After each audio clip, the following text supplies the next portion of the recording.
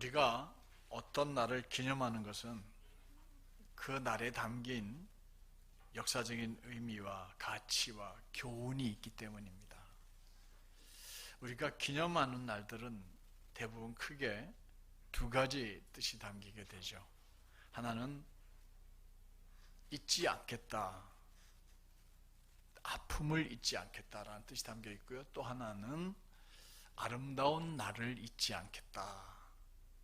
그런 결혼 기념일은 어디에 해당되죠? 아름다운 날을 잊지 않겠다, 이런 뜻입니다. 아버님 돌아가신 기일은요, 슬픔을 잊지 않겠다, 아버님을 잊지 않겠다, 이런 뜻이 담겨 있겠죠. 여러분들 10월 29일 오늘이 어떤 날입니까? 예, 맞습니다. 슬픔으로 생각해보면 오늘이 이태원 참사가 있었던 날입니다. 꼭 1년 전입니다. 정말 생때 같은 젊은 사람들 159명이 짓밟히고 숨을 쉬지 못해서 죽어야 했습니다. 지금도 우리나라는 문명국가라고 자부하고 선진국가임을 자부하는 중에 일어난 이 대형 사고는 아직까지 사고 책임자에 대한 어떤 처벌도 없이, 또 유족들에 대한 위로도 없이, 그들의 슬픔을 감싸 안고자 하는 어떤 노력도 없이 그 아픔을 여전히 남겨놓은 채 벌써 1주년이 되었습니다. 그리고 오늘은 또 무슨 날일까요? 제가 얘기했죠. 종교 기념 주일입니다. 물론 종교 개혁을 오늘 한 건 아닙니다. 10월 마지막 날 종교 개혁을 했는데 506년 전에 종교 개혁 기념주일을 있었던 날을 가까운 주일에 지키게 됩니다.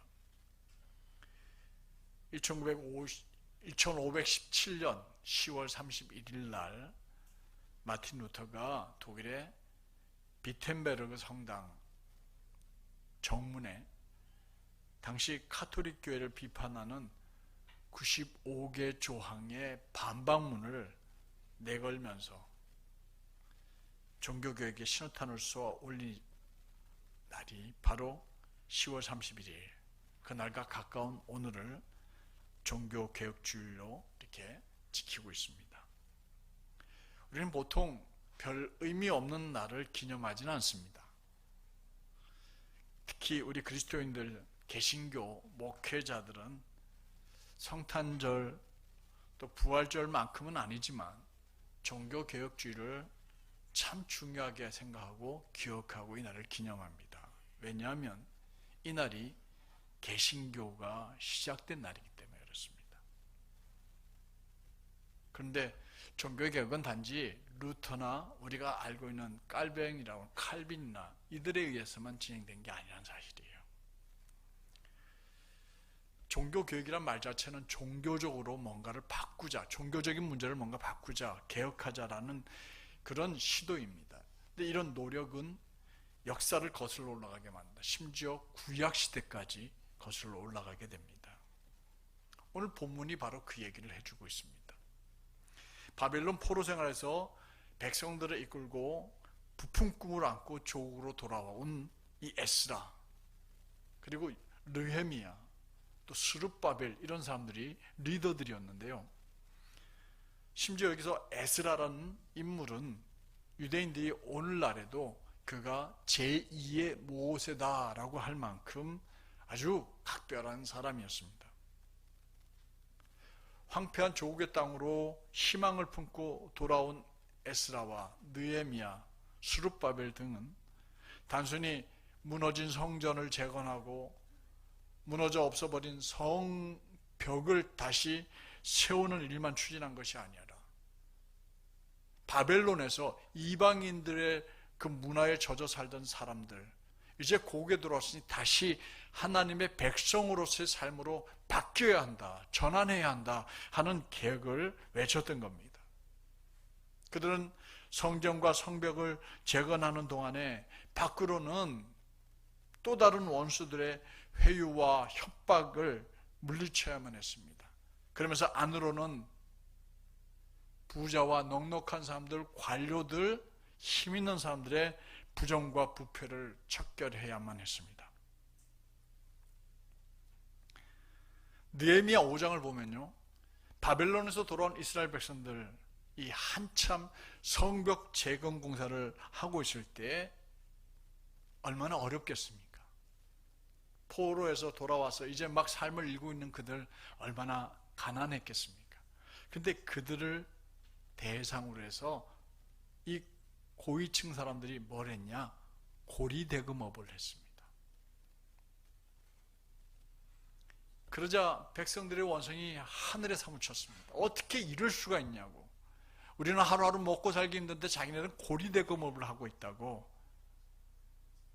그래서 이 소리를 들은 느헤미야는 이 문제를 해결하지 않으면 안 됐습니다. 개혁을 해야 했습니다. 바꿔야 했습니다. 이 문제를 해결하지 않고는 아무리 튼튼한 성벽을 다시 쌓아놓는다 하더라도 한꺼번에 무너져 버릴 거니까 외벽을 잘 쌓는 것이 아니라 심령을 바꾸고 사람들의 생각과 사고방식을 바꾸고 사회적인 구조를 바꾸는 게 더 중요하겠다 생각을 했던 것입니다. 그래서 이 개혁을 시작합니다. 이로 인해서 좀처럼 기득권을 내려놓으려고 하지 않던 지배층도 느헤미야가 솔선수범을 하자 따를 수밖에 없었습니다. 느헤미야라는 이 인물은 총독 생활을 12년 동안 하면서 그는 자기뿐만 아니라 자기 친척들까지도 나라의 녹을 받지 않았습니다.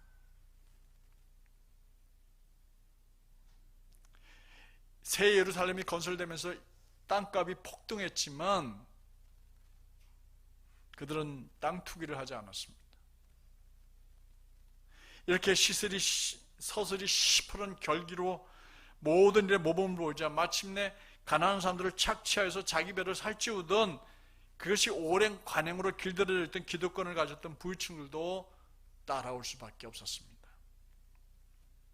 이런 느헤미야의 눈부신 지도력은 최단 기간에 성벽 재건 작업을 완료하게 되었고, 그래서 그의 리더십이 인정받게 되었을 뿐만 아니라 새 예루살렘에 거주하는 모든 시민들의 영적인 문제, 도덕적인 재무장에 큰 공을 세우게 됩니다. 특히 에스라는 더더욱 귀중한 인물이었습니다. 에스라와 느헤미야는 스룹바벨은 새 예루살렘에 살 수 있는 사람들의 삶의 변화가 필요했다고 주장합니다. 우리는 이제 바뀌어야 된다고 변화를 주장했습니다. 그들은 하나님의 말씀인 율법을 기준으로 개혁을 단행해서 지키지 않던 안식일을 새로 지키고 정결 예식을 행하게 함으로 그걸 생활화시켰습니다. 그들의 중심은 순수한 이 유대인의 혈통을 회복함으로써 하나님께 제사로 예배드리는 공동체 이스라엘을 다시 회복하자 하고 외쳤던 것입니다. 에스라와 느헤미야는 모세의 율법을 바탕으로 개혁하고자 했습니다. 에스라 6장 18절 말씀 우리 한번 같이 읽어보도록 할까요? 다 같이 읽어보겠습니다. 그 다음에 모세의 책에 기록된 대로 대지상을 각 분반대로 레위 사람을 그 계열대로 예루살렘의 하나님을 섬기게 했습니다. 여기서 가장 중요한 말이 뭐라고 생각을 하세요? 모세의 책에 기록된 대로입니다. 이 말은 무슨 얘기예요? 성경대로란 뜻입니다. 에스라와 느헤미야는 모세의 책에 기록된 대로 했습니다. 정결 예식을 행하였습니다. 무교절과 유월절을 지켰습니다. 그들이 삶을 제대로 돌이키지 않고 말씀을 살아내지 않는 백성들 때문에 낙심하여서 울며 가슴을 치며 안타깝게 통곡하고 회개했다고 오늘 본문에 기록하고 있잖아요.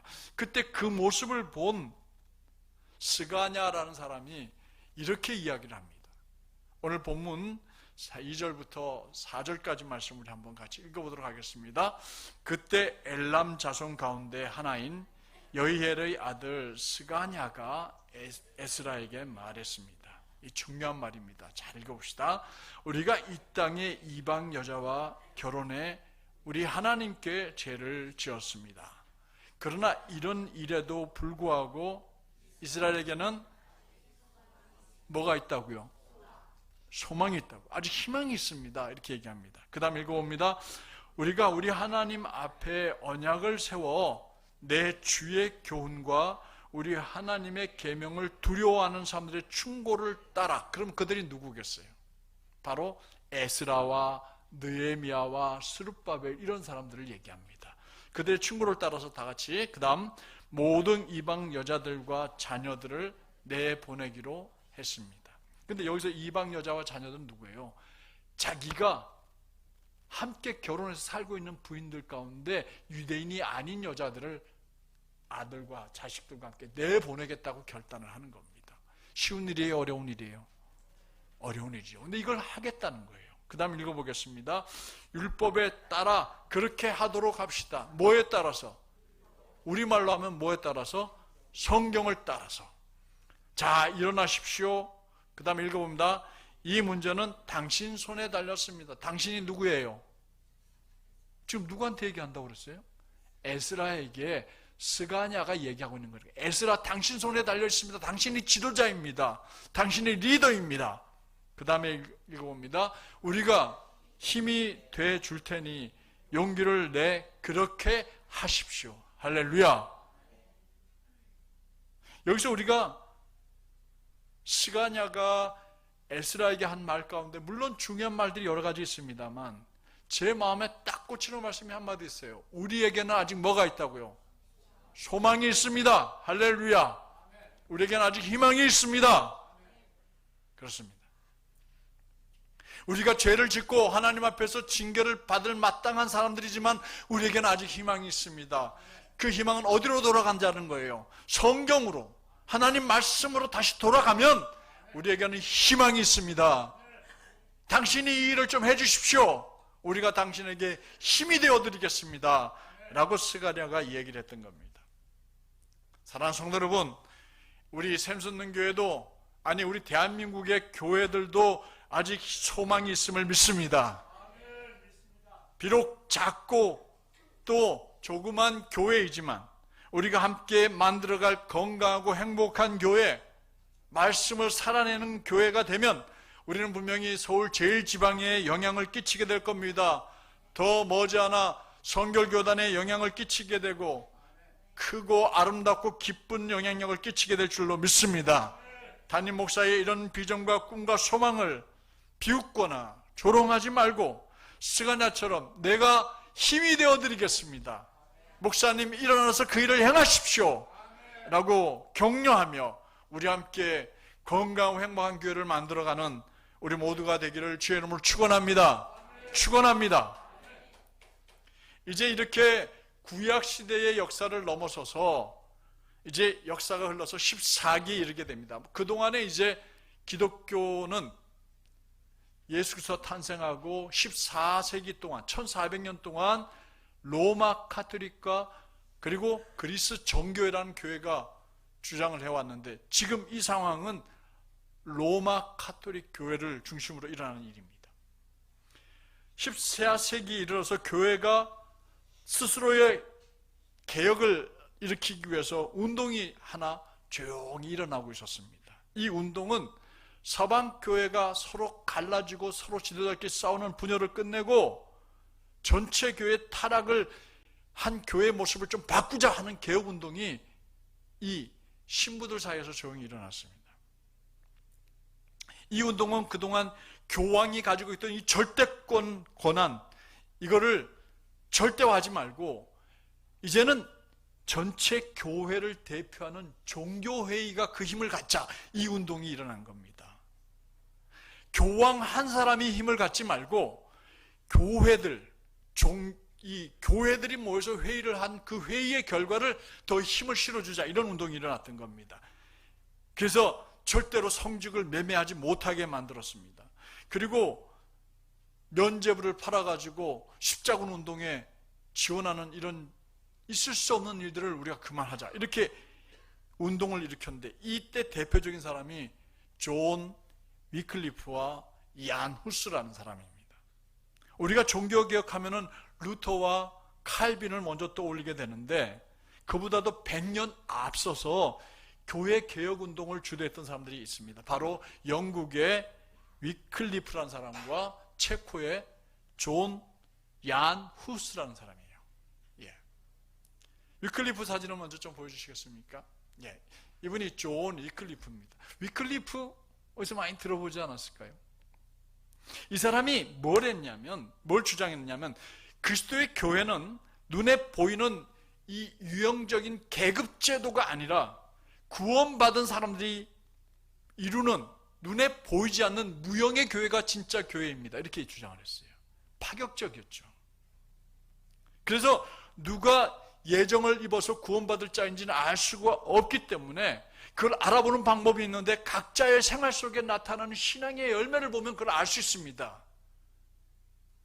천주교 교인이 된다고 구원받는 것이 아니라,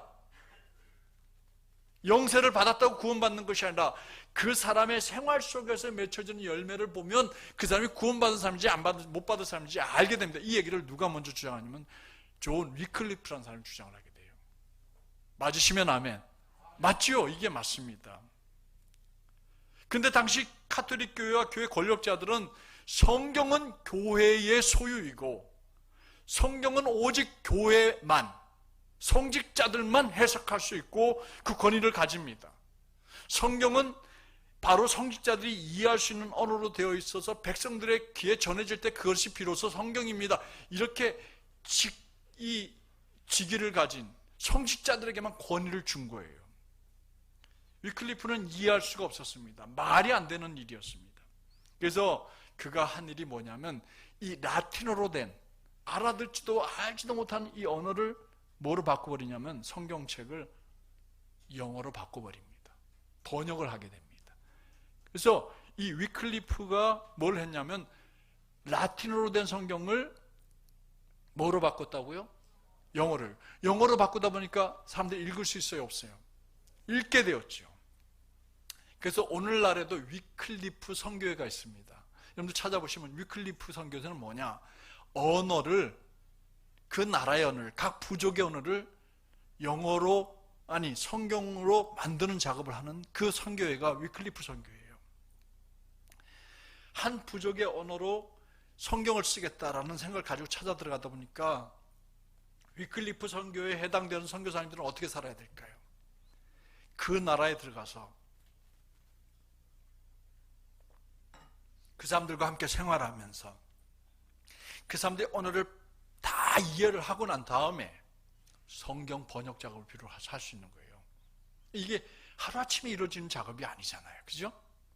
전혀 모르는 그들과 함께 어울려 살면서 그들의 언어를 익혀서 그걸 영어로 번역하는 이 귀한 일을 하는 사람들이 바로 위클리프 선교회라고, 오늘도 그 일을 하고 있어요. 그들을 위해서 기도해야 할 줄로 믿습니다. 그리고 이제 이 체코 사람인 얀후스라는 사람이 있어요. 저도 여기를 가봤습니다. 체코에 있는데 여기에 가봤더니 이 얀후스라는 사람이 개혁을 일으킵니다. 이 사람은 카톨릭의 콘스탄트 회의에서 사형에 처해서 나중에 불에, 화형에 처해서 죽임을 당하게 됐는데, 이 후스는 자기에게 침묵하라고 명령하는 교황 앞에 뭐라고 얘기했냐면, 자격 없는 교황에게는 순종할 필요가 없습니다. 교황들이 교회의 복리를 위해서가 아니라 자기의 사익을 위해서 돈을 걷어들이고 성직을 매매하는 그들을 더 이상 우리는 복종할 필요가 없습니다. 성경이야말로 교황을 포함한 모든 신자들을 심판할 수 있는 궁극적인 권위를 갖고 있습니다. 따라서 성경에 순종하지 않는 교황에게는 순종하지 마십시오. 이렇게 운동을 펼쳤어요. 농민운동을 일으키듯이 체코에서 운동을 일으킨 겁니다. 그래서 후스는 당시에 십자군 운동에 군자금이 필요한데 그걸 모으기 위해서 뭘 했어요? 면죄부를 팔았어요. 물론 그 후에는 100년 뒤에는 로마 성 베드로 성당으로, 지금도 엄청나게 큰 성당 있지 않습니까? 그 성당 짓기 위해서 면죄부를 팔았는데, 이 후스 당시에는 십자군 전쟁을 벌리는데 거기에 군자금이 필요한데 이걸 모으기 위해서 뭘 팔았냐면 면죄부를 팔았던 겁니다. 그러면서 이 후스라는 사람이 뭐라고 했냐면, 오직 하나님만이 죄를 용서할 수 있습니다. 면죄부를 얼마를 샀다고 그것이 그 사람 죄를 사는 게 아닙니다. 하나님으로부터만 올 수 있는 처분을 사람이 돈 주고 샀다고 하는 것은 그건 하나님에 대한 반역입니다 하고 주장을 했습니다. 교황 입장에서는 얼마나 분노가 일어납니까? 그래서 결국 화형에 처하고 말았죠. 이 당시의 종교개혁 운동을 종교회의 운동이라고 합니다. 이 운동은 결과적으로 교회의 분열을 막는 데는 성공했지만 교회의 타락을 막지는 못했다는 평가를 받고 끝나고 말았습니다. 근데 이 후스라는 사람이요, 예언을 합니다. 100년 뒤에 위대한 인물이 나타날 텐데 하나님께서 그를 높이 들었을 것이다 했는데 바로 그 100년 뒤에 일어난 사람이 누구냐면 루터였습니다. 사랑하는 성도 여러분, 교회의 미래를 걱정하는 많은 성도들과 목회자들이 지금 이 땅에 있습니다. 그들은 오늘날 교회가 본질을 외면한 채 제도, 교회 정치, 대형화, 교회 안에 밀고 들어와 있는 물질적인 만능주의 사상, 돈으로 뭐든지 해결하라는 이런 생각들 잘못되어 가고 있습니다. 그래서 우리는 다시 어디로 돌아가야 되냐? 성경으로 돌아가는 운동을 펼쳐야 할 줄로 믿습니다. 오늘날 교회 개혁은 필요해요. 근데 어디로 돌아가요? 성경으로 돌아가는 일입니다. 비록 우리 샘솟는 교회가 작은 교회이지만 우리는 철저하게 하나님 말씀을 중심으로 한 설교가 이루어져야 합니다. 하나님 말씀에 근거한 설교를 해야 합니다. 인간적인 해석이며 인간이 자기 자신을 나타내기 위해서 담임 목사가 여기 서서 설교하는 일은 있을 수 없는 일입니다. 말씀을 바로 여러분들도 깊이 읽으셔야 합니다. 말씀이 무슨 뜻인지 몰라서 목사님께 묻는 것만큼 목사가 행복한 일이 없을 거예요. 물론 여러분들이 깨닫게 하기 위해서 성경 공부도 함께 해야 되겠지만요, 하나님 말씀을 철저하게 성경에 근거해서 전달되어져야 할 줄로 생각합니다. 그러기에 우리는 이런 교회를 만들어 갈 겁니다.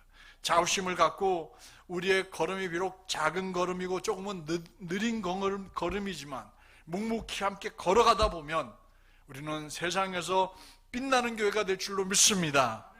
우리가 그렇게 드러나지 않고 빛나지 않는다 하더라도 최소한 우리들만큼은 매주 주어지는, 아니 예배 시간마다 여러분들에게 주어지는 그 말씀을 마음에 담아두고 순종해서 우리의 삶이 되기까지 말씀 살아내는 우리 샘솟는교회 예수로 행복한 공동체 식구들 되기를 주의 이름으로 당부드립니다. 이게 개혁입니다. 이제 종교개혁은 15세기에 이릅니다. 15세기의 종교개혁은 절정에 이르게 됩니다. 우리가 오늘 기념하고 있는 종교개혁은 바로 이 15세기의 종교개혁에 기인하고 있습니다. 이때 종교개혁에 앞장섰던 인물이 독일의 루터와 스위스의 찌빙글이라는 사람과 프랑스의 깔뱅이라는 사람입니다. 칼빈이라는 사람입니다. 앞에서도 말씀드렸지만 이 종교개혁은요, 굉장히 중요한 사람 한 사람 때문에 일어납니다. 바로 그게 뭐냐면 루터가 일어난 이런 생각들을 막 사방으로 펴뜨릴 수 있었던 방법이 하나 있었어요. 그전에는 그게 불가능했어요. 그전에는 다 필사를 해야 했는데 구텐베르그가 뭐 했어요? 금속알차를 발견한 겁니다. 그래서 인쇄기를 만든 거예요. 그래서 인쇄기의 이 발명과 함께 이 구텐베르그가 생각들을 적은 글들을 찍어내기 시작했습니다. 그래서 이 사람이 여러 종교개혁자들의 생각과 사상을 책으로 만들고 신문으로 만들어가지고 확 던져버렸더니 그게 유럽에 확 퍼지면서 종교개혁이 불같이 일어나게 됐던 거예요. 아까 그 사람이 누구라고요? 구텐베르그라는 사람이. 이 사람이. 근데 이거보다 우리나라가 먼저 200년인가 먼저 인쇄 기술이 발전됐죠. 그게 뭐죠? 직지라고는 할자입니다. 원본을 지금 프랑스가 가지고 있고요. 그래요. 우리나라는 대단한 민족인 줄로 믿습니다. 당시 루터의 종교개혁이 일어나게 되는데 가톨릭 종교 지도자들과 성직자들의 타락과 일반 평민들의 무지를 성경으로 되돌아가서 성경에 근거해서 성도들도 평신도들도 성경을 읽게 하자라는 운동을 일으키게 됩니다. 이 사람이 바로 누구냐? 루터라는 사람이에요. 마틴 루터라는 사람입니다. 제가 그때 독일에 갔을 때 500주년을 기념한 그걸 준비한다고 해서 문을 닫아놓고 못 들어가게 만들어서 그 안에 들어가 보지 못했습니다. 루터는요, 성경 말씀 가운데서 사도 바울이 이야기한 로마서 7장 18절에 있는 말씀, 그 말씀을 붙들었습니다. 이걸 읽고는 깨달았어요. 오직 의인은 뭐로 말미암아 살리라? 믿음으로. 따라합시다. 오직 의인은 믿음으로 말미암아 살리라. 루터는 자기의 죄를 회개해 보려고 별수단을 다 동원했습니다. 심지어는 성당에 있는 그 계단을 무릎으로 기어 올라가 보기도 했습니다. 그렇게 하면 구원받는다고 생각을 했었습니다. 그런데 거기에 구원이 있는 게 아니에요. 하나님의 말씀을 말씀 그대로 믿는 거기서, 믿음에서부터 구원이 온다라는 사실을 깨닫게 된 겁니다.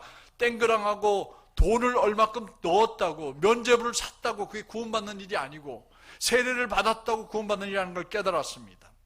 당시 가톨릭 교회는 형식과 행위만 남아 있었습니다. 성직자들은 돈과 명예로 부패하였고 생명을 잃어버렸어요. 껍데기만 남아버렸어요. 이것을 본 루터는 오직 믿음으로, 오직 성경으로 이렇게 외치면서 나아갔더니, 믿음을 강조하였더니 성도들의 신앙에 활기가 생기게 되고 죽음에서부터 벗어나게 되는 것이었습니다. 루터는 교회의 고위 성직자들을 제외한 모든 사람은 하나님의 심판을 피하지 못할 죄인이다. 그 심판을 면하기 위해서는 선을 많이 행해야 한다. 이렇게 가르치는 가톨릭 교회의 가르침에 반박했습니다. 오히려 루터는 누구든지 예수를 믿는 믿음으로 의롭게 된다고 성경에 분명히 기록되어 있고, 주님이 의롭다 인정해 줘야만 그 사람이 의인이 되는 거다.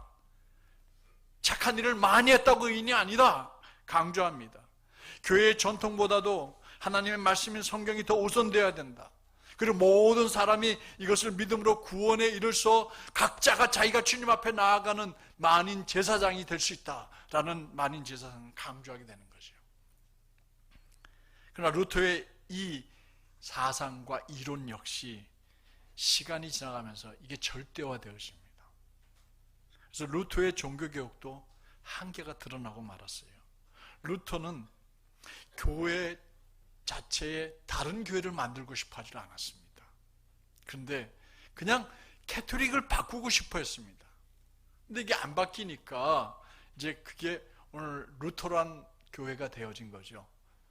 굉장히 뭐냐면 쉽게 말하면 그냥 카톨릭과 거의 똑같아요. 신부면 뭐 다 그랬어요. 거기에 중요한 몇 가지만 다르다는 것 뿐이에요.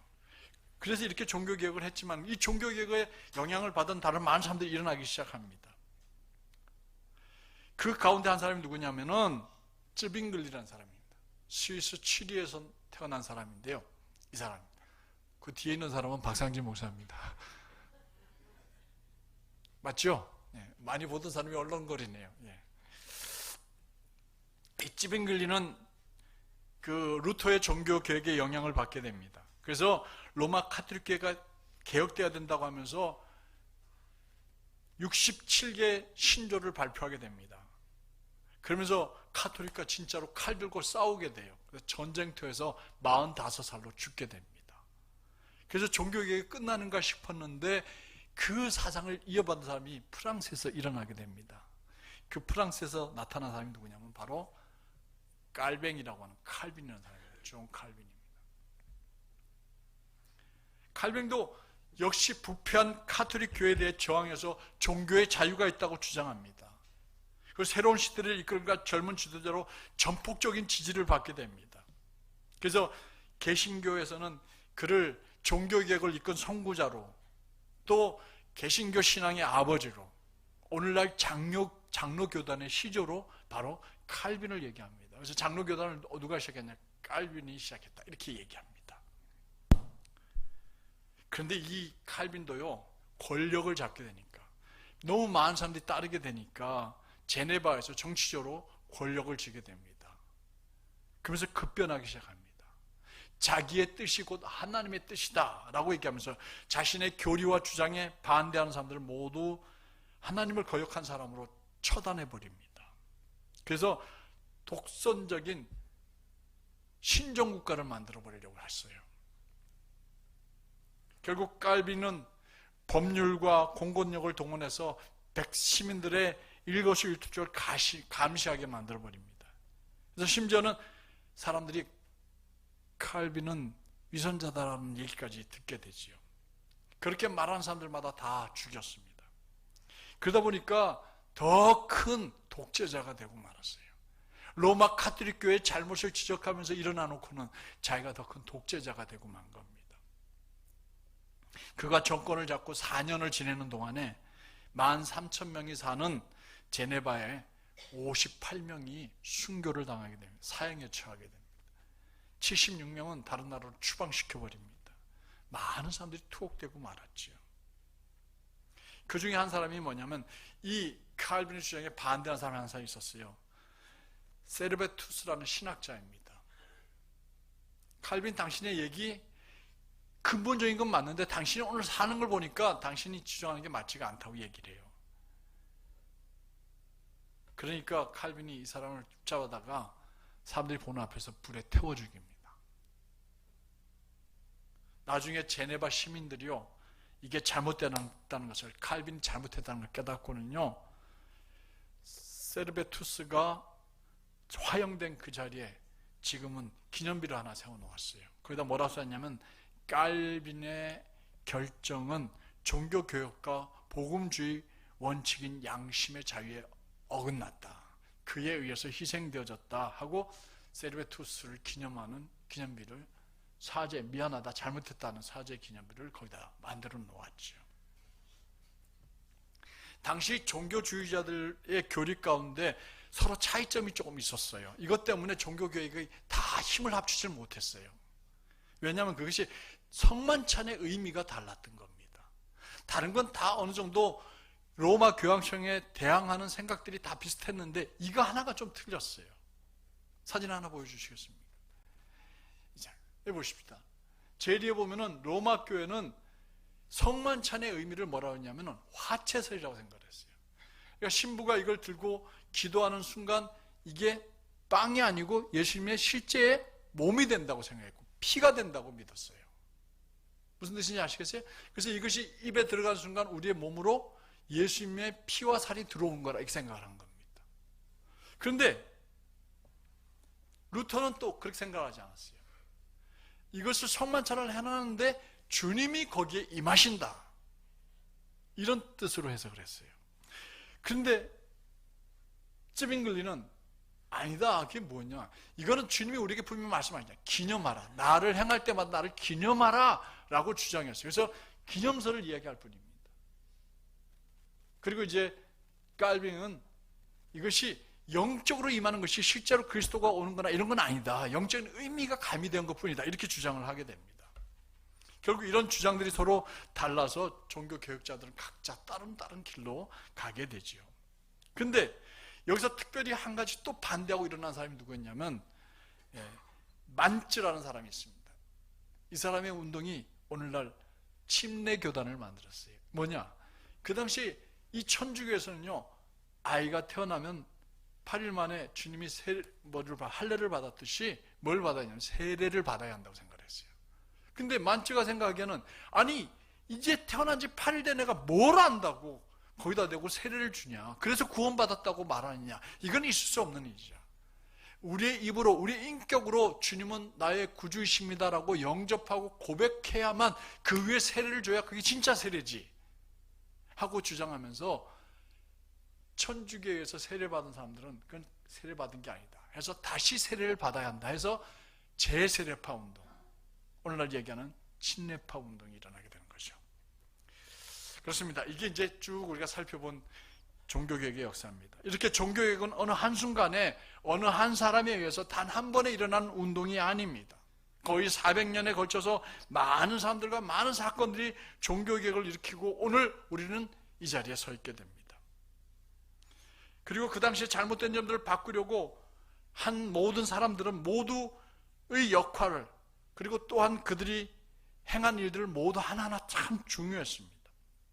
그들의 개혁으로 강조된 믿음은 교리가 아닌 삶의 방법이었어요. 가톨릭의 잘못된 교리가 가톨릭 교황청뿐만 아니라 각 우리나라 우리 교단으로 얘기하면은 지방회장이며 이런 사람들이 다 뭐냐, 권력을 가지고 있는 거예요. 막강한 권력이었습니다.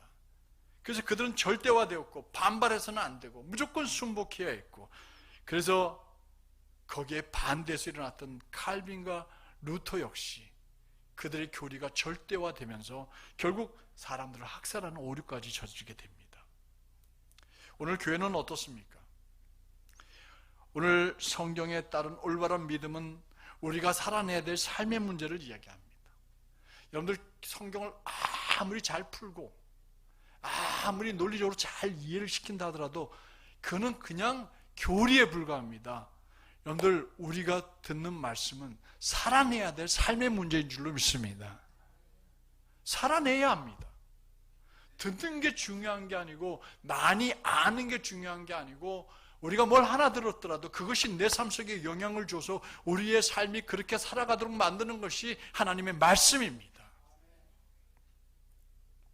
그래서 제도를 바꾼다고 해서 개혁이 이루어지는 게 아닙니다. 나 한 사람 한 사람이 올바르게 하나님의 말씀을 얼마나 진실하게 살아내느냐가 개혁의 근본이고 중심인 줄로 믿습니다. 우리의 삶에 지향하는 방향이, 우리가 추구하는 삶의 방식이 하나님 나라를 향하여 똑바로 걸어갈 때에, 그리고 말씀을 떠올리면서 이렇게 살아야지 하는 생각들이 우리 마음속에 일어나게 될 때에 우리의 삶의 개혁은 올바른 방향으로 재방향을 잡고 우리의 갈 길을 가게 만드는 줄로 믿습니다. 진정한 종교개혁, 신앙개혁의 중심에는 반드시 삶의 지침서인 뭐가 있어야 됩니까? 성경입니다. 맞습니다. 하나님의 말씀을 제껴놓고 우리가 성경 얘기를 하지 않고 하는 어떤 설교도 설교가 아닙니다. 그것도 바르게 이해시켜야 합니다. 지금 브라질에서요, 새천년이라고 하는 거대한 왕국이 만들어져 있어요. 여러분들 유튜브로 새천년이라고 한번 쳐보세요. 거기서 자기의 모든 노동력을 빼앗기고, 여인들은 전부 다 성을 그 사람한테 바치고, 그 사람이 아기를 낳아야 원자를 품었다고 얘기를 하고, 말도 안 되는 일이 벌어지고 있는데 그 사람이 하나님이라는 거예요. 성경을 바로 해석할 줄도 이해할 줄도 모르는 우매한 백성들을 만들어버리는 거예요. 있을 수 없습니다. 종교개혁, 아니 우리 신앙개혁은 하나님의 말씀인 성경을 중심으로 일어나야 할 줄로 믿습니다. 죄악이 가득하고 모두가 죄악된 삶을 살고 있을 때에 하나님의 뜻과 예수 그리스도 우리 주님의 가르침이 가득 담겨있는 이 성경을 바로 읽고 성경으로 돌아가 성경이 우리에게 주신 말씀을 마음에 새기고 자신을 돌아보고 우리가 살고 있는 사회에서, 우리의 가정에서 하나님의 뜻이 무엇인지를 바로 깨닫고 그대로 행할 때에 우리는 개혁을 하고 있는 사람들인 줄로 믿습니다. 본문에서 읽은 것처럼 에스라에게 스가냐라는 사람이 한 말이 마음에 남습니다. 이스라엘에게 아직 소망이 있습니다. 그리고 우리는 율법을 따라 행하겠습니다. 에스라여 힘내십시오. 우리가 격려해 주겠습니다. 하는 이 말 한마디, 이것이 바벨론에서 돌아온 이스라엘 백성들에게 던져진 개혁의 핵심이었습니다. 모세 율법으로 돌아가서 이스라엘 공동체 전체가 그 말씀대로 살 때에 비로소 희망이 있고 소망이 있는 줄로 믿습니다. 그렇습니다. 루터 역시 본질을 회복하고자 하나님의 말씀으로 돌아가자고 외쳤습니다. 그래서 그는 형식적인 종교행위, 그게 중요한 게 아니라 오직 성경, 따라합시다. 오직 성경, 더 크게 오직 성경, 오직 믿음, 오직 그리스도, 오직 은혜, 오직 하나님의 영광. 좀 많이 들어본 얘기죠. 이게 루터가 주장했던 5가지 솔라라는 말입니다. 솔라 스크립투스, 성경이란 뜻이에요. 솔라 피데, 오직 믿음이란 뜻이에요. 그렇습니다.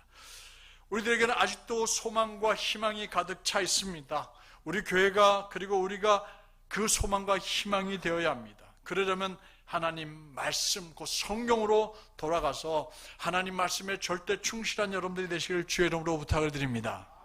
늘 주님께서 주시는 말씀에 집중해서 들으시고 그 말씀을 마음에 잘 새겨놓고 말씀을 기억하면서 그 말씀에 순종해서 말씀을 살아낼 수 있는 성도들, 여러분들이 한국교회 개혁에 앞장서 있는 성도들인 줄로 믿습니다. 그렇습니다. 우리들 앞에는 언제나 희망이 있습니다. 우리는 이제 다시 하나님 말씀으로 돌아가 하나님 말씀을 바로 배우고 우리의 어리석음과 죄악을 깨닫고 말씀에 순종해서 말씀을 살아내겠다고 다짐하고 말씀을 하루하루 살아내고자 하는 우리 샘솟는 교회 그리고 우리 성도들 모두에게 여전히 소망이 있음을 믿습니다. 기도하겠습니다.